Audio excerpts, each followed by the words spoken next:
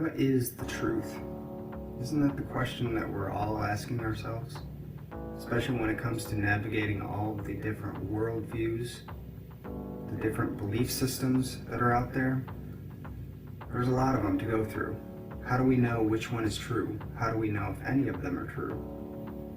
Well, if you actually believe in the concept of truth, you can narrow the field down quite a bit. See, truth is black and white. It's one way. So you'll find that you're going to come down to a monotheistic belief system if you believe in truth. If you take everything to be God, or if you have multiple gods, truth is going to become subjective and so non-existent. So if you believe in the concept of truth, you're automatically going to narrow the field right down to a monotheistic belief system. So you're basically going to be down to Islam, Judaism, and Christianity.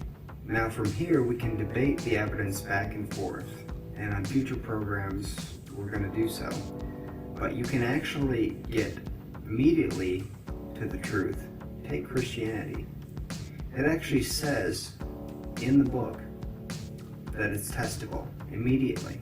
You know, Jesus says in John 14:6 in the New Testament, he says, "I am the way, the truth, and the life." Jesus actually claims to be the truth. You know, people say that Jesus never made the claim to be God. He never made any God claims. Well, the claim to be the truth is a God claim.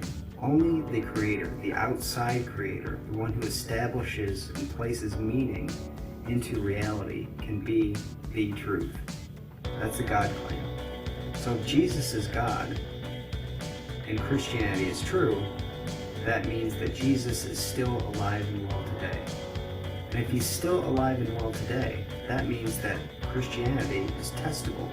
So if you look at the New Testament in the Bible, and you go to a book called Revelation, and you go to chapter 3, verse 20, Jesus says this. He says, "Behold, I stand at the door and knock.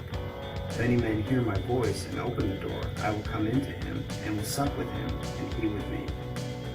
So if Christianity is true, and Jesus is true, that means that he is still alive and well today, and that his word still holds. So if you want to test out which one of these is true and which one is false, you can easily test out Christianity right here and now. All you have to do is do what he says. You just have to say, "Jesus, if you're real, then come into my life. I invite you into my life." You know, if you look around at all the testimonies around the world, and I have one myself, that has happened to many, many people. Now, they could all be lies, but the only way to find out is to do it yourself. We can debate the evidence back and forth all day long, and that will bring you closer and closer to a certain point, but at the end of the day, it's really going to come down to personal experience.